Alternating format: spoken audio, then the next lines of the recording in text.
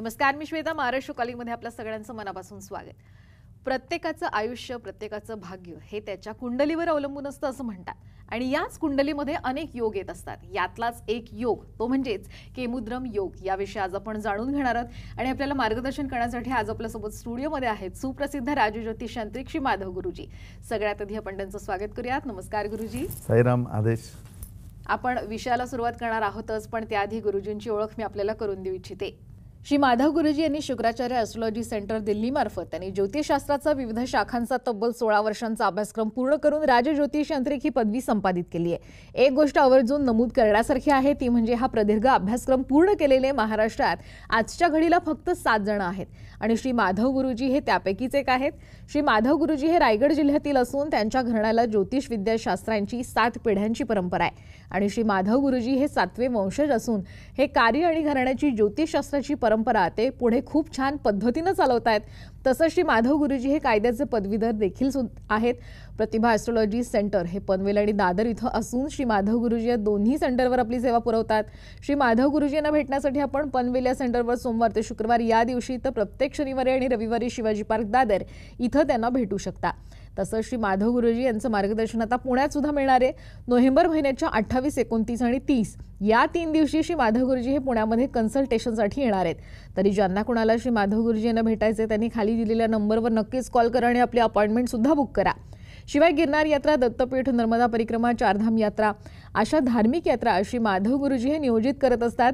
तर आपण सुद्धा याचा लाभ घेऊ शकता. स्वतः श्री माधव गुरुजी यांच्यासोबत आध्यात्मिक साधनेसह तुम्ही धार्मिक यात्रेचा लाभ घेऊ शकता. यासाठी सुद्धा खाली जो नंबर दिला त्यावर संपर्क साधा. गुरुजींचं आणखीन एक वैशिष्ट्य म्हणजे गुरुजींचं राधेय फाउंडेशन नावाची बहुउद्देशीय ट्रस्ट आहे. तसेच गुरुजींचं शिक्षण क्षेत्रात सुद्धा योगदान आहे. बाबा इंटरनॅशनल नावाची CBSE स्कूल कर्जत इथे आहे, ते त्याचे प्रेसिडेंट सुद्धा आहेत. चला तर मग आजच्या या विषयाला सुरुवात करूयात. गुरुजी, आजचा विषय हा खूप वेगळा आहे आणि महत्त्वाचा आहे. केमुद्रम योग याविषयी खरं जाणून घ्यायचंय. मुळात केमुद्रम योग म्हणजे काय? मॅडम, हा भविष्यशास्त्रामधला आहे ना सर्वात क्लेशदायक असा योग आहे.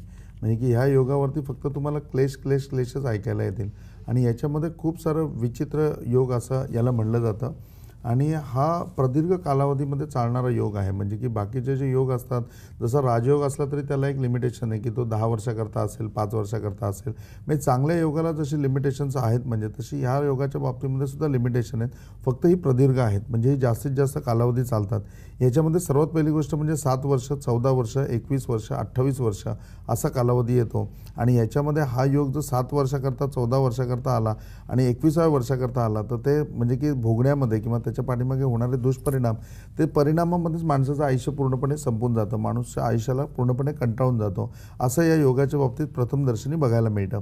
आता केमुद्रम योग हा ऐकायला नवीन वाटेल म्हणजे, कारण हा ॲस्ट्रॉलॉजीमध्ये ना एक साधारण तुमचं जर एज्युकेशन 5 वर्षाच्या पुढे ज्यावेळेला होतं त्यावेळेला तुम्हाला हा योग कळायला लागतो. कारण त्यावेळच्या ग्रहस्थितीवरनं तुम्हाला तो पूर्णपणे माहिती पडतो की हा योग आहे आणि या योगाला केमुद्रम म्हणतात. थोडक्यामध्ये सांगायचं झालं ना तर चंद्राचे विविध पापग्रहांबरोबर जे अंशात्मक किंवा कोणात्मक किंवा त्रिकोणात्मक हे जे योग घडतात, या योगामुळे हा पूर्णपणे योग तयार होतो. या योगाला केमुद्रम योग असं म्हणतात. आणि या केमुद्रम योगमध्ये म्हणजे की असं होतं की माणसाच्या आयुष्यामध्ये एक असे संकट उभी राहतात की ते माणसं म्हणजे की त्याच्याशी फाईटच करू शकत नाही. म्हणजे त्याच्यापुढे शरणागतीच पत्करावी लागते आणि उरलेलं सगळं आयुष्य जे आहे किंवा त्या आयुष्यामध्ये जेवढा कालावधीपुरता तो आहे तो कालावधी पूर्णपणे त्याच्या अंडरच व्यतीत करावा लागतो. आणि माणसाने कितीही प्रयत्न केले तरी त्या प्रयत्नामधून त्याला पुढे जाता येत नाही. म्हणजे की त्याच्यामध्ये त्याला मार्ग मिळत नाही. प्रत्येक ठिकाणी त्याला काही ना काही अडीअडचणी येत राहतात आणि त्याच्यामध्ये पूर्णपणे तो झुरत राहतो. म्हणजे तर त्यामुळे केमुद्रम योग हा असा योग आहे की जो क्लेशदायक योग आहे, खूप विचित्र योग आहे. आणि जीवनामधला महाभयानक त्रास देणारा योग जर कुठला असेल तर भविष्यशास्त्रामध्ये सर्वात त्रास देणारा योग म्हणजे हा केमुद्रम योग असतो. आता तुमचा ज्योतिषशास्त्रामध्ये इतका प्रदीर्घ असा अनुभव आहे, तर या केमुद्रम योगाचे काही प्रकार असतात का, काही सांगू शकाल? म्हणजे ना केमुद्रम योगाच्या सूक्ष्म पद्धतीने तुम्ही अभ्यास केला तर सूक्ष्म पद्धतीमध्ये ह्याचे 48 प्रकार येतात. म्हणजे 48 प्रकारामध्ये हा केमुद्रम योग होतो. आणि हा केमुद्रम योग 48 प्रकारे होत असला तरी जवळजवळ याचे साईड इफेक्ट हे 900हून जास्त आहेत. म्हणजे माणसाच्या जीवनावर 900हून आणखीन प्रकारे तो विघ्न त्याच्यामध्ये आणतो किंवा त्याच्याप्रमाणे पूर्णपणे दुष्परिणाम माणसाला भोगावे लागतात. नक्कीच. पण आता या केमुद्रम योगाचे मानवी जीवनावर कसे परिणाम होतात हे सांगू शकाल? बिलकुल मॅडम. आणि म्हणजे की त्या हा योग आहे ना, हा थोडासा विचित्र योग आहे किंवा क्लेशदायक योग आहे. तर तो उदाहरणाच्या माध्यमातून जर आपण बघत गेलो ना, तर तो आपल्याला नक्की योग काय आहे किंवा त्याच्यामधनं काय होतं ते समजेल. या योगाची ज्यावेळेला सुरुवात किंवा याची ओळख ज्यावेळेला करून देतात, त्यावेळेला पहिलेच असं म्हणतात की विनाशकाले विपरीत बुद्धी. तुम्हाला ज्यावेळेला विनाशकाल येतो त्यावेळेला तुम्हाला काही ना काही विपरीत बुद्धी सुचतात. आणि हा विनाशकाळ म्हणजे काय, तर हा केमुद्रम योग. दुसरं याच्या बाबतीमध्ये असं म्हणलं जातं की होत्याचं नव्हतं होणं, म्हणजे सगळं काही समोर दिसत होतं आणि होत्याचं पूर्णपणे नव्हतं झालं की आता तिथे काही नाही आहे. तर त्यावेळचा भाग म्हणजे काय, तर केमुद्र योग. त्यानंतर आपण ऐकतो की राजाचा रंक झाला, म्हणजे की बाबा मोठा राजा, ऐश्वर होतं, सगळं होतं आणि रंक की आज अक्षरशः म्हणजे की करोडपती होता आणि रोडपती झाला. तर हे कुणामुळे झालं, तर त्याच्या पाठीमागे केमुद्रम योग. याच्या व्यतिरिक्त म्हणजे की माणसाच्या याच्यामध्ये अचानकपणे डेथ येणं, म्हणजे की एखादा माणूस खूप चांगला होता, आता 2 मिनिटापूर्वी बोलला आणि असा 40-42 वर्षाचा की तो जाऊही शकत नव्हता आणि तो अचानक गेला. मग त्याच्या पाठीमागे काय, तर केमुद्रम योग. असा महाभयानक हा योग आहे. म्हणजे की थोडक्यात सांगायचं झालं तर हा केमुद्रम योग कशा प्रकारचा आहे आणि हा कुणाकुणाला येऊ शकतो, म्हणजे हा स्त्रियांच्या बाबतीत पण येऊ शकतो आणि पुरुषांच्या बाबतीत पण येऊ शकतो. आणि दोघांच्या याच्यामध्ये म्हणजे स्त्री असो किंवा पुरुष असो, त्याच्यामध्ये महाभयानक क्लेश हा सहन करावाच लागतो. असं आहे की ज्यावेळेला प्रभू रामचंद्रांचा राज्याभिषेक होणार होता, त्यावेळेला राज्याभिषेक होण्याच्या दिवशीच त्यांना केमुद्रम योग लागत होता. जे केमुद्रम योगामध्ये 14 वर्ष ते पुढे वनवासाला गेले आणि 14 वर्ष त्यांना काय काय भोगावं लागलं त्या सगळ्याची आपल्याला कल्पना आहे. असं म्हणतात की ज्यावेळेला युधिष्ठिराला कौरवांनी काही राज्य दिलं की हे तू राज्य सांभाळ आणि मिथिला नगरीची त्यांनी स्थापना केली. ती मिथिला नगरीमध्ये ज्यावेळेला त्यांनी प्रवेश केला, मिथिला नगरीमध्ये ज्यावेळेला युधिष्ठिर सगळ्या आपल्या 5 भावांना घेऊन गेला, त्यावेळेला युधिष्ठिराच्या पत्रिकेमध्ये पूर्णपणे केमुद्रम योग चालू झाला. आणि केमुद्रम योग चालू झाल्यानंतर त्यांना विनाशकाले विपरीत बुद्धी की दूध खेळायला बोलवलं, त्यांना दूध खेळायची इच्छा झाली. श्रीकृष्ण परमात्म्याला विचारल्याशिवाय ते पाणीसुद्धा ग्रहण करत नव्हते. एवढा कृष्णाचा आदर्श किंवा एवढा कृष्णाचा इन्फ्लुअन्स त्यांच्या आयुष्यावरती होता. मग कृष्ण भगवान किंवा परमात्मा, कृष्ण परमात्मा त्यांच्या एवढ्या जवळ असताना, त्याचा एवढा इन्फ्लुअन्स त्यांच्या आयुष्यावरती असताना, तुम्ही विचार करा की दूध खेळायचं कार्य करत असताना त्यांनी 1 मिनिटं देवाला विचारलंही नाही किंवा इन्फॉर्मही केलं नाही की बाबा असं असं आम्हाला आमंत्रण आलं आहे, आम्ही काय करावं, जावं का न जावं. आणि ते त्या ठिकाणी दूध खेळायला गेले आणि दूध खेळायला गेल्यानंतर पुढे काय झालं ते तुम्हाला सगळ्यांना माहिती आहे. ते सुद्धा 14 वर्ष पूर्णपणे वनवासामध्ये गेले. त्यामध्ये सुद्धा 1 वर्ष अज्ञातवासामध्ये गेले. म्हणजे हा इतका भयानक प्रकारचा योग हा त्यांच्या वाट्याला आला. आणि मानवी जीवनामध्ये तुम्ही बघाल तर असाच हा योग पूर्णपणे ॲक्टिव्ह होतो. ज्यावेळेला हा योग ॲक्टिव्ह होतो ना, त्यावेळेला तुमची सृष्टी पूर्णपणे संपलेली असते. बघा, रामाचा राज्याभिषेक होणार होता, म्हणजे आज एक राजा होणारा माणूस आहे, त्याच्यानंतर तो डायरेक्ट वनवासाला गेला. म्हणजे त्याच्या कपड्यापासून आचरणामध्ये आणि आहारामध्ये सगळ्या गोष्टीमध्ये फरक पडला. बघा, मिथिला नगरीचे का होईना पण पंचपांडव राजे होते आणि तिकडनं ते पूर्णपणे अज्ञातवासामध्ये वनवासामध्ये गेले. म्हणजे त्यांच्या आहारावरती, कपड्यावरती, म्हणजे राहणीमानावरती, म्हणजे थोडक्यामध्ये आत्ताच्या आपल्या भाषेमध्ये तुमच्या स्टँडर्ड ऑफ लिव्हिंगवरती पूर्णपणे फरक पडतो. आणि हा योग इतका भयानक आहे, तुम्ही आहात की नाही आहात, राहाल की नाही राहाल, हे सुद्धा तुम्ही विचार करू शकत नाही. आणि हा कुठल्या प्रकारे किंवा कशा प्रकारे घडतो याचं एक छोटंसं मी तुम्हाला उदाहरण सांगतो. आमच्या ॲस्ट्रॉलॉजी प्रॅक्टिसमध्ये एक म्हणजे की नवतरुण आला आणि त्याच्या विवाहाच्या बाबतीमध्ये अनेक समस्या निर्माण होत होत्या, म्हणून ते पत्रिका दाखवायला आले. आणि ज्यावेळेला पत्रिका दाखवायला आले त्यावेळेला मी त्यांना म्हटलं की तुमच्या पत्रिकेमध्ये ना केमुद्रम योगाची सुरुवात होते, म्हणजे तुम्ही आत्ताच याचं शांतिकर्म किंवा आम्ही सांगतो ते उपाय करा, नाही तर पुढचं जीवन तुमचं खूप क्लेशदायक राहील. तो म्हटला की सांगा मला काय करायला पाहिजे वगैरे. ह्याप्रमाणे मी संपूर्ण त्यांना उपाय सांगितले. ते म्हटले मी घरी विचारतो आणि करतो म्हणून. त्याप्रमाणे ते घरी निघून गेले. नंतर कदाचित म्हणजे की काही त्यांचं जमलं असेल, नाही जमलं असेल आणि वेळेअभावी किंवा अन्य कुठल्या मार्गाने ते नाही करू शकले उपाय म्हणजे. आणि त्याच्यानंतर जवळजवळ 7 ते 8 वर्षांनी या माणसाची माझी भेट झाली पुन्हा. त्याच्यामध्ये असं घडलं की त्याचं त्यावेळेला लग्न जमलं, त्याच्यामध्ये चांगली मुलगी सांगून आली. त्यावेळेला लग्न होताना त्याचं वय 34 वर्षाचं होतं, म्हणजे 34 इयर्सचा तो त्यावेळेला होता. आणि मग लग्न झालं, संपूर्ण अरेंज मॅरेज वगैरे व्यवस्थित आणि हौशी मौजीने लग्न. त्याच्यामध्ये दोघांनी खर्च अर्धा करायचा. त्याच्यामध्ये यांनी जवळजवळ 8-10 लाख रुपये खर्च केला. मुलीला 3-4 लाखाचे दागिने केले आणि लग्न करून घरी आले. मग घरी सोसायटीतल्या लोकांकरता एक चांगली पार्टी ठेवली, त्याच्यामध्ये 2-4 लाख रुपये खर्च केला. आणि मग तिसऱ्या दिवशी घरची पूजा करून ज्यावेळेला ते त्यांच्या नित्य जीवनाला सुरुवात करणार, त्या दिवशी त्या मुलीने सांगितलं की माझं अफेअर आहे, माझ्या घरच्यांनी तुझ्याबरोबर लग्न लावून दिलेलं आहे, मी काय तुझ्याबरोबर राहणार नाही, उद्या सकाळी मी घर सोडून निघून जाणार आहे. आणि याच्यावरती काय बोलायचं काय नाही याच्यावरती तू विचार कर वगैरे असं तो सांगत बसला. सकाळी उठली, ती बॅग भरली आणि निघून गेली. ते निघून गेल्याच्या नंतर हा इतका डिप्रेशनमध्ये आला की हा घरातून बाहेर पडायचं नाही, की ज्या सोसायटीमध्ये मी पार्टी केली आहे, ज्या सोसायटीतल्या लोकांना मी सांगितलं यांच्यासमोर मी काय जाऊ, आणि बाहेर म्हणजे की आता हनीमूनला जायचं, त्याचे पॅकेजचे तिकीटं वगैरे बुक आहेत सगळं, आणि बायको निघून गेली बॅग भरून, तर आता काय उत्तर देणार म्हणून. आणि तो इतका डिप्रेशनमध्ये गेला की 15 दिवस घराच्या बाहेर नाही पडला.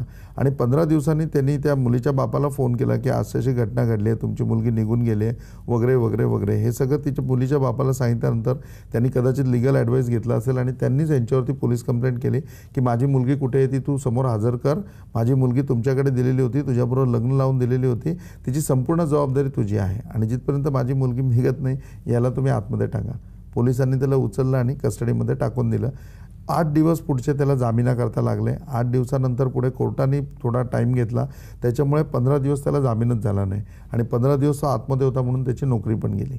आता छोकरी पण गेली, नोकरी पण गेली. पुढे पोझिशन अशी झाली की या सगळ्या धक्क्यांनी वडील आजारी पडले, म्हणजे वडिलांना अटॅक आला आणि वडीलसुद्धा गेले. वडील गव्हर्नमेंट सर्वंट होते, वडिलांना पेन्शन होती, त्या पेन्शनीवरती घर चालेल हा मनामध्ये विचार होता.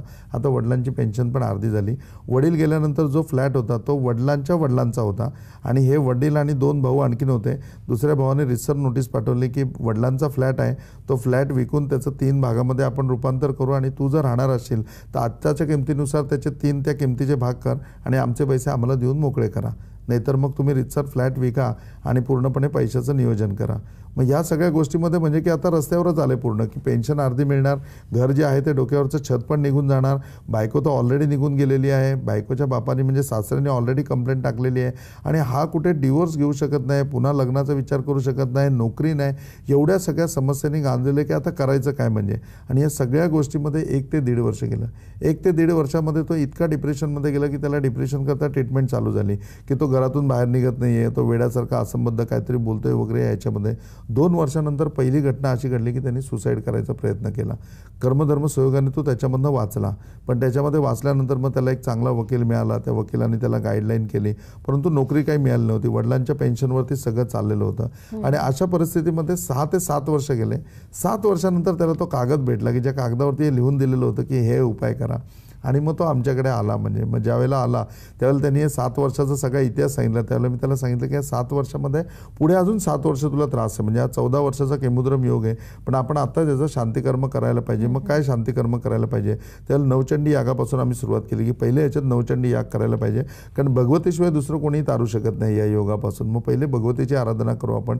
मग भगवतीचा पूर्णपणे नवचंडी याग जो येतो तो विधिविधानासकट आम्ही पूर्णपणे केला.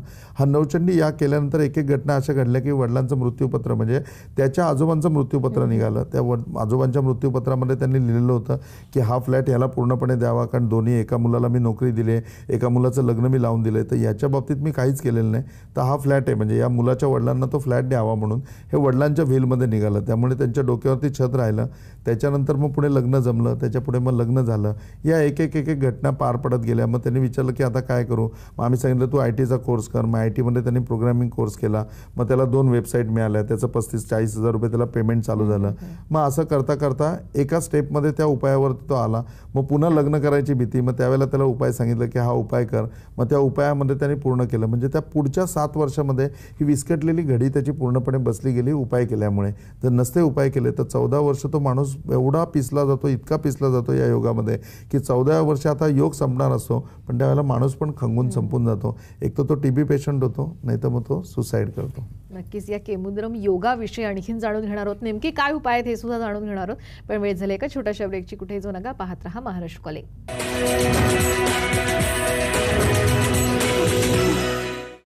ब्रेकनंतर आपल्या सगळ्यांचं पुन्हा एकदा स्वागत. आज आपण केमुद्रम योगाविषयी जाणून घेतो आणि आपल्याला मार्गदर्शन करतायत सुप्रसिद्ध राजज्योतिष यांत्रिक श्री माधव गुरुजी. गुरुजी, आपण आतापर्यंत केमुद्रम योग म्हणजे काय, मानवी जीवनावर याचे काय परिणाम होतात हे तर जाणून घेतलं. आता मात्र याच्यावर उपाय नेमके काय आहेत, म्हणजे असे कोणते प्रभावशाली उपाय आहेत की जेणेकरून त्याचा सकारात्मक परिणाम मानवी जीवनावर होऊ शकेल. याच्यामध्ये पण मॅडम बघा की याच्यामध्ये कर्माचा सिद्धांत हा मोठा आहे. म्हणजे की हा पूर्णपणे जो योग आहे हा कर्माच्या सिद्धांतावर अवलंबून आहे आणि कर्माचे जे काही दोष असतात, कर्माचे पण काही श्राप असतात आणि कर्माचे सुद्धा काही बंधनं असतात. मग तुम्ही कधीतरी कर्माच्या बंधनामध्ये अडकले जाता आणि तुमच्या जीवनामध्ये त्रास म्हणजे प्रॉब्लेम चालू होतात. कधी कधी असं असतं कर्माचे श्राप आहेत, त्या कर्माच्या श्रापाने तुम्हाला पूर्णपणे त्रास उपभोगायला लागतोय, तुमच्या जीवनामध्ये अनंत अडचणी निर्माण होत आहेत. आणि तिसरा महत्त्वाचा भाग येतो की कर्माची बाधा. कर्माच्याही अशा काही बाधा असू शकतात की ज्या बाधेमुळे त्यामुळे तुम्हाला पूर्णपणे जीवन तुमचं व्यतीत करताना पूर्णपणे प्रॉब्लेम होत आहेत. मग या तिन्हीवरती याच्यामध्ये समाधान पूर्णपणे आहे म्हणजे. आणि समाधान पाहण्याकरता सुद्धा म्हणजे की समाधान पण माहिती करून घेताना किंवा त्याचा उपाय माहिती करून घेत असताना पुन्हा आपण त्याच्यामध्ये उदाहरण बघूया, तर ते आपल्याला समजेल म्हणजे की जे पोटतिडकीने मला तुम्हाला सांगायचं आहे की हा योग तुमच्या आयुष्यामध्ये जर असेल, तुम्ही याच्यामधनं सफर करत असाल तर 100% तुम्ही सावध व्हा. याच्यावरती ॲस्ट्रॉलॉजीमध्ये इतकं चांगलं मार्गदर्शन आहे की जे सखोल मार्गदर्शन याच्यामध्ये केलेलं आहे. आणि मी माझ्या अनुभवाने पूर्णपणे तुम्हाला सांगतो की त्याचा तुम्ही पूर्णपणे म्हणजे त्याच्यावरती जे उपाय आहेत ते उपाय ज्यावेळेला तुम्ही करायला घेता त्याच्यावेळेला या योगाची तुम्ही पूर्णपणे फाईट करू शकता. तुमची जी विस्कळलेली घडी आहे ते हा योगाची पूर्णपणे म्हणजे की जे काही उपाय आहेत ते उपाय करून तुम्ही पूर्णपणे निस्तरू शकता आणि तुमच्या जीवनाचा पुन्हा श्रीगणेश होऊ शकतो. याच्यामध्ये सर्वात महत्त्वाची गोष्ट अशी येते मॅडम की ज्यावेळेला घरामध्ये लागोपाठ डेथ व्हायला लागतात, म्हणजे ज्याला आपण सिरियल डेथ म्हणतो की 3 महिन्याच्या आत घरामधली 3 माणसं गेली, 2 माणसं गेली, तर 2पेक्षा अधिक मृत्यू किंवा ज्यावेळेला 2 मृत्यू एकाच वेळेला होत आहेत की एकच ॲक्सिडेंट झालं आणि त्या ॲक्सिडेंटमध्ये 2 माणसं मारली गेली घरामधली, किंवा असं झालं की लागोपाठ एक ॲक्सिडेंटमध्ये गेला आणि दुसरं घरी आले तर 1 आठवड्यामध्ये दुसरी व्यक्ती गेली. असं ज्यावेळेला सिरियल डेथ तुमच्याकडे होते त्यावेळेला तुम्ही तुमची कुंडली घरामधली कुणाची तरी बघून घ्यायला पाहिजे. 100% कुणाच्या तरी पत्रिकेमध्ये हा केमुद्र योग चालू झालेला असतो. ह्याच्यामध्ये पॉंडिचेरीचे आमचे क्लायंट होते ज्यांची शूजची फॅक्टरी होती, म्हणजे स्वतःचा शूजचा मोठा व्यवसाय होता. आणि शूजचा व्यवसाय म्हणजे की तो करत असताना त्यांना डायरेक्ट मॅन्युफॅक्चरिंगमध्ये ते गेलेले होते आणि मॅन्युफॅक्चरिंग युनिट त्यांच्याकडे होतं. रोजचं त्यांचं प्रोडक्शन होतं ते 16,000 शूजचं प्रोडक्शन होतं. 16,000 पीस रोज बाहेर पडायचे. आणि विशेष म्हणजे की त्यांच्याकडे मार्केटिंग इतकं लागून होतं की ती फॅक्टरी पूर्णपणे 20 तास वर्किंग असायची की 20 तास ज्यावेळेला वर्किंग होईल त्यावेळेला ते ऑर्डर फुलफिल करू शकतील. म्हणजे इतका चांगला चाललेला बिझनेस, इतकं चांगलं व्यवस्थित सगळं असलेलं. आणि अचानकपणे असं झालं की त्या शूजच्या फॅक्टरीला पूर्णपणे आग लागली. आणि आग लागलेली असताना सुदैवाने त्यांचं एवढंच नशीब की त्याच्यामध्ये काही मनुष्यहानी झाली नाही. त्याच्यामधून सगळे लेबर बाहेर निघाले, परंतु शूजची पूर्ण फॅक्टरी आहे ती जळून गेली. जळून गेल्याच्या नंतर म्हणजे की त्यांना बाकीच्या लोकांनी धीर दिला की बाबा नाही ठीक आहे असं झालं आहे वगैरे. कंपनीने बेकिंग दिलं की काही काळजी करू नका, आपण इन्शुरन्स वगैरे करू. आणि ज्यावेळेला इन्शुरन्स त्यांचा नोटिंग करायला आलं त्यावेळेला लक्षात आलं की त्यांनी काही ॲडजस्टमेंट करता दाखवण्याकरता मेन ज्या मशीन होत्या ज्या मोठ्या किमतीच्या होत्या त्या इन्शुरन्समध्ये दाखवलेल्याच नाही आहेत. इन्शुरन्स आहे तो छोट्या छोट्या गोष्टींचा आहे. आणि जवळजवळ संपूर्ण फॅक्टरीमध्ये असलेली जी मशिनरी होती ती 18 करोड रुपयाची होती आणि इन्शुरन्स होता तो अवघा 8 करोडचा होता. आणि 8 करोडचा इन्शुरन्समध्ये सुद्धा काही टेक्निकल प्रॉब्लेममुळे असं झालं की तो इन्शुरन्स मिळण्याकरता सुद्धा तुम्हाला कोर्टात जावं लागेल आणि कोर्टामध्ये गेल्यानंतर तुम्हाला ते मिळेल. वास्तविक पाहता 3 महिन्यामध्ये कंपनीने सांगितलेलं तुम्हाला इन्शुरन्स क्लेम मिळेल, परंतु यांचं दुर्दैव आणि यांचा केमुद्रम योग की त्या केमुद्रम योगामुळे यांना कोर्टात जावं लागलं. आता हे कोर्टामध्ये फाईट करतात पुढची 4 वर्ष. पुढच्या 4 वर्षामध्ये यांना काहीच न्याय मिळत नाही आहे आणि ते पैसे नाहीत त्याच्यामुळे कर्ज डोक्यावरती आहे. लोकांना पैसे परत द्यावे लागत आहेत. कर्ज घेण्याकरता वारंवार कर्ज लागले की आता असं झालं की आता कर्ज पण मिळत नाही. आणि बस मार्केटमध्ये पत चांगली आहे की हा माणसाचं खरोखरी दुर्दैव चालू आहे हे सगळ्यांना माहिती आहे. अशा परिस्थितीमध्ये ते पूर्णपणे व्यतीत होत होते. आणि त्याच्यामध्ये या सगळ्या गोष्टीला कंटाळून त्यांच्या हाताशी जो मुलगा आलेला होता की जो ती फॅक्टरी सांभाळत होता त्यांनी सुसाईड केलं. त्यांनी सुसाईड केल्यानंतर त्यांना इतका मोठा धक्का बसला की आता ते म्हणले की आता मला सुसाईड करण्याशिवाय गत्यंतर नाही आणि दुसरा मुलगा आहे तो मुलगाचं काय होणार, म्हणजे ही माझ्यापुढे मोठी चिंता आहे. आणि मग त्यावेळेला पॉंडिचेरीमधनं ते लोक आपल्याकडे आले की नाही या माधव गुरुजींना भेटायला पाहिजे आणि यांचा ॲडवाईस घ्यायला पाहिजे. आणि मग ज्यावेळेला ते आले आणि पत्रिका बघितली त्यावेळेला या सगळ्या घटनाक्रम मी त्यांना सांगितलं की असं असं होतं आहे का.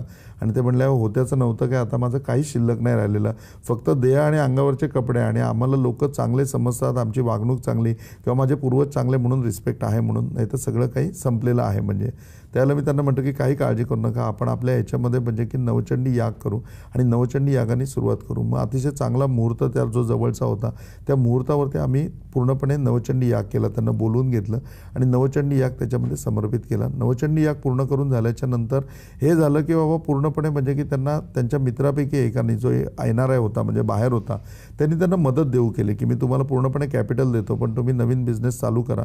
मग त्याच्यामध्ये मॅन्युफॅक्चरिंग युनिट काढण्यापेक्षा तुम्ही मार्केटिंग करा असा आपण त्यांना सल्ला दिला. मग ते त्या शूजच्या ह्याच्यामध्ये त्यांनी मार्केटिंग चालू केलं आणि ते मार्केटिंग चालू केलं. जेवढं कॅपिटल आवश्यक होतं तेवढं कॅपिटल मिळालं. लोक जी पैशाकरता तगादा लावत होती ती लोकं कुठेतरी शांत झाली आणि पहिल्या स्टेपला काम चालू झालं.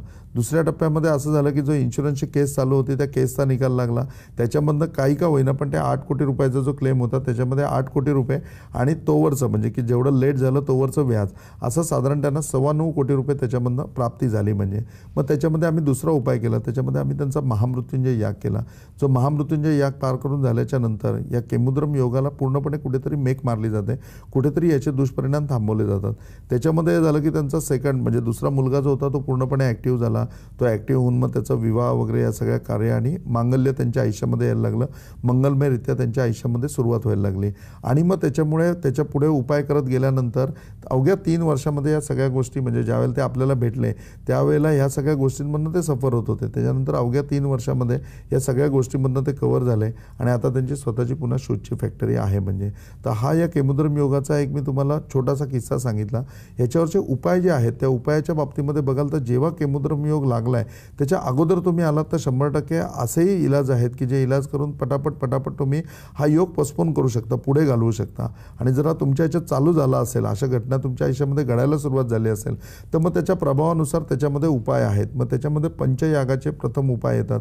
त्याच्यामध्ये नवचंडी याग हा खूप प्रभावी आहे म्हणजे आणि नवचंडी याग केल्यानंतर या गोष्टीमध्ये पूर्णपणे रिलॅक्स मिळतो, याच्यामध्ये पूर्णपणे रिलीफ मिळतो. किंबहुना तुमच्या आयुष्यामध्ये मांगल्य किंवा तुमच्या आयुष्यामधली एखादी घटना अशी जी होणार असेल की ज्या घटनेमुळे तुमचं अस्तित्व संपणार असेल, तुमच्यावर सुसाईड करण्याची वेळ येणार असेल तर या गोष्टी आपण पूर्णपणे थांबवू शकतो. त्याच्यावरती हा प्रभावशाली उपाय आहे आणि मग हा उपाय केल्यानंतर याच्यामधनं पुढे जाऊ शकतो. तुमच्या आयुष्यामध्ये अशा काही तुम्हाला जर शंका वाटत असेल किंवा अशा घटना तुमच्या आयुष्यामध्ये घडत असतील किंबहुना तुमच्या घरामध्ये कुणाच्या बाबतीत घडत असेल तर 100% तुम्ही ॲस्ट्रॉलॉजीमध्ये जायला पाहिजे. हा योग समजावून घ्यायला पाहिजे. त्याच्यावरती ज्या ज्या घटना घडतात त्या जर आपल्या बाबतीत घडत आहेत तर खरोखरी हा योग आहे याचा स्वीकार करायला पाहिजे. आणि ज्यावेळेला तुम्ही याचा स्वीकार कराल त्यावेळेला डेफिनेटली ते जे उपाय आहेत त्या उपाय तुम्हाला माहिती पडतील आणि ते उपाय केल्यानंतर त्याच्यामधनं चांगला रस्ता तुम्हाला पूर्णपणे मिळेल. या दुःखामधनं तुम्ही बाहेर याल आणि पूर्णपणे क्लिअर होईल. आत्ता बघा एक चांगला योग आहे की आपण हा कार्यक्रम करतोय आणि 27 नोव्हेंबरला म्हणजे पुढच्या महिन्यामध्ये नवचंडी आहे. हा नवचंडीचा जो मुहूर्त आहे हा मुहूर्त प्रॉपरली त्रिपुर पौर्णिमेचा मुहूर्त आहे. त्रिपुर पौर्णिमा ही पौर्णिमेमध्ये पूर्णपणे पर्वणी कालावधी म्हणजे ज्याच्यामध्ये पूर्ण पर्वणी कालावधी असतो त्या पर्वणी कालावधीची पौर्णिमा येते, त्याच्यामध्ये त्रिपुर पौर्णिमा येते. तर या केमुद्रम योगाकरता सर्वात इफेक्टिव्ह जर कुठला असेल तर तो नवचंडी याग आहे. माता भगवतीच या सगळ्यातून तुम्हाला तारू शकते. कारण ज्या ज्या वेळेला मोठी मोठी संकटं देवांवर सुद्धा आली, महादेवांवर सुद्धा आली त्यावेळेला भगवतीने सगळ्यांना तारलेलं आहे.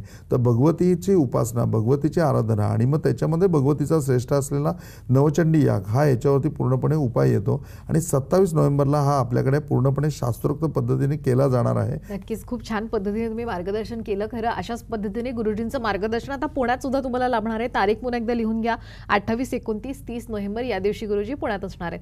खरंच इथे आला, इतकं छान मार्गदर्शन केलं, मनापासून धन्यवाद. साईनाथ आप सबकी भली करे, गुरु गोरक्षनाथ आप सबकी भली करे. आपका जीवन मंगलमय हो. पुन्हा एकदा खूप खूप शुभेच्छा.